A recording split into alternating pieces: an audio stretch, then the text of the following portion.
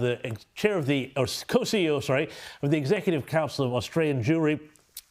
Great to have you with me, Alex, but I'm afraid it's another one of these incidents here where we have to talk about some sad stuff and some unfortunate stuff that's been happening on the campaign trail.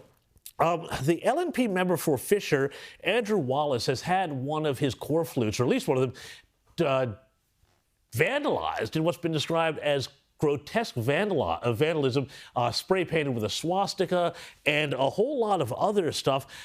Tell us about this, and why are they targeting Andrew Fischer here, Alex? Well, thank you, James. Andrew is someone who's perceived to be close to the Jewish community and a supporter of the State of Israel. He's been very vocal in the positions he's taken in support of Israel in the federal parliament. And this is not the first time this has happened. Several months ago, his core flutes were daubed with swastikas. Now we see him depicted as an Orthodox Jew. And the vandalism of electoral material, it's nothing new in Australian politics and Australian democracy, but it's reached whole new levels. And since October 7, we've seen this increasing targeting of politicians. We've seen the vandalism, the picketing of political offices, the prevention of staff from even entering their own places of employment. We saw the horrific attack on Josh Burns's electorate office.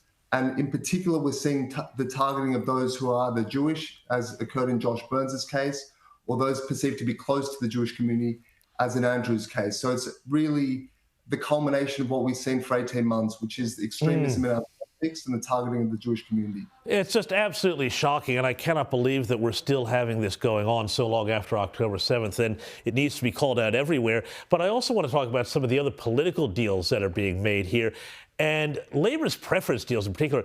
Now, I thought this was extraordinary. Mark Dreyfus has committed to a vote-swapping deal with the Greens in his safe Labor seat of Isaacs. Alex, I found this almost impossible to comprehend, how Mark Dreyfus, the most senior Jewish member of the government, would be doing a deal with the Greens, who are so, blatantly and nakedly, and have been called out for being an anti-Israel and many times anti-Semitic party. We're really disappointed with this, James, and our position has been clear from the very beginning. We think both major parties should preference the Greens last, regardless of what the implications are seat by seat. Sometimes there are things that are more important than winning votes and winning seats, and that's something called principle and integrity.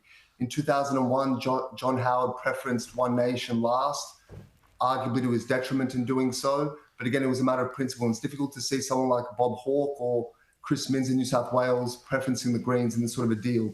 And Mark Dreyfus, as you said, is someone who intimately understands anti-Semitism. He's someone who supports the State of Israel, and he knows exactly what the Greens have done to this country and what they've done to the community. He knows the manner in which they've incited against some of his parliamentary colleagues, including Josh Burns, as I mentioned, whose office was targeted, what they've done to the police force and the way they've spoken about them and incited hatred against them.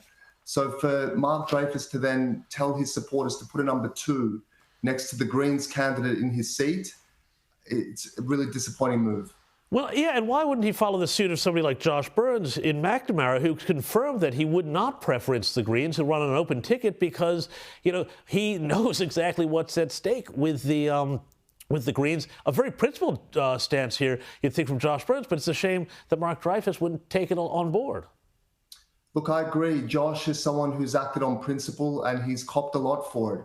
He's attended every vigil in support of Israel. He's been there from the very beginning. He's supported the hostages, and he's faced enormous hostility in his own electorate for it. And I think he's acted with great integrity in what he's done. And it's a shame that some of his colleagues couldn't take the cue from Josh, who's a relatively junior member of the party, and show the sort of integrity and principles that he's demonstrated. Well, and Alex, the thing that really has struck me through so much of this here is that so much of what Labor has done when it comes to Israel has been about trying to pander to votes in communities that are anti-Israel and pro-Palestinian, and yet it clearly hasn't worked. And there's huge, blowback from this, because we have also learned today that the Muslim vote-backed candidate Zad Basuni, who's running to unseat Tony Burke in his Western Sydney electorate of Watson, has said now that he would push to not just dismantle the Jewish state, but also push for reparations for Palestinian refugees. Labor torched itself when it sold out Israel to try and, be electorally popular, and now they've created this monster in this Muslim votes movement. What is your reaction? Look, it just goes to show that when you're dealing with fanatics and extremists, they can never be satisfied, they can never be placated. You can't meet these people halfway. And the candidate here, and I read his remarks, has expressed tired 80-year-old positions that have always been about the same thing, which is the destruction of Israel. Doing what couldn't be done through 3 invasions, through intifadas, suicide bombings, October 7 international boycott campaigns. They couldn't bring down the Jewish state in that way. And now they want to do it by stealth, claiming that they support a unitary state where everyone lives in peace in a democracy.